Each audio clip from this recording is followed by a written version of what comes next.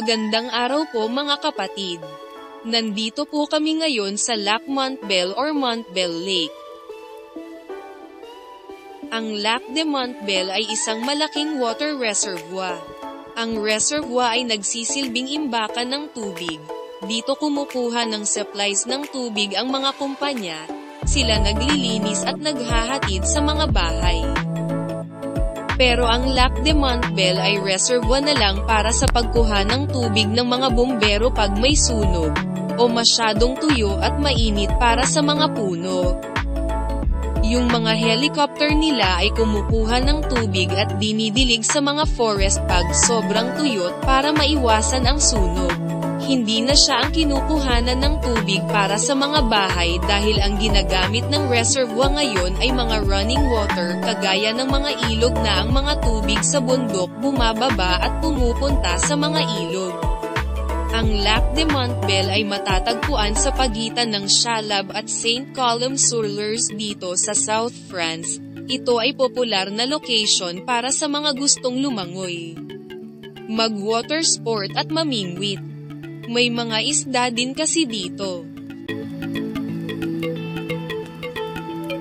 Pero nandito kami ngayon hindi para maligo kundi para magtrabaho. Ang mayor kasi ng Montbel ay gusto magpagawa ng malaking parking area. Meron din silang existing na malaking building na gustong popahan para lagyan ng solar panel. Kaya nandito kami ngayon para sukatin ang lugar. Matagal na naming tinatrabaho na magkaroon ng green energy dito sa Montbel. Ang unang project naming dito ay windmill, na sana masimulan na ang pirmahan ng maipatayo na.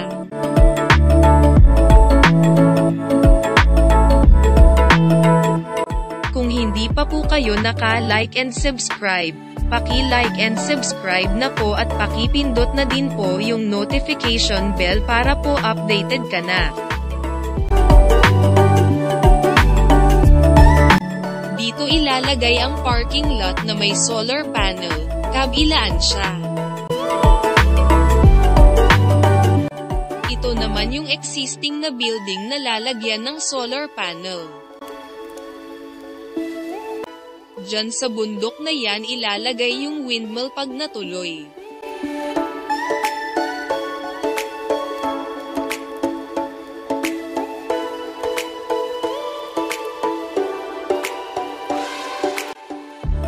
Dahil tapos na ang trabaho naming para sa ngayon ay uuwi na kami.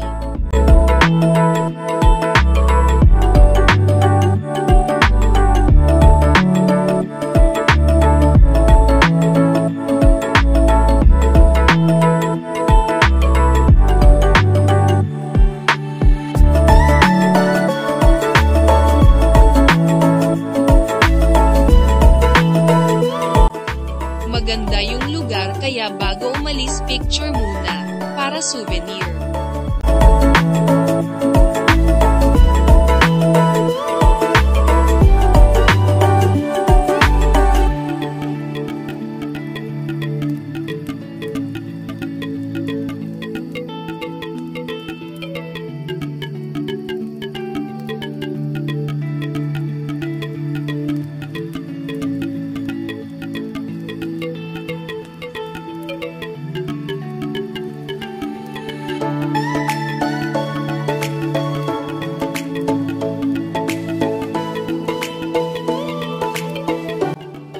Naming mag-asawa noong 2015. Maraming salamat po ulit mga kapatid sa pagsama sa akin sa video ko for today.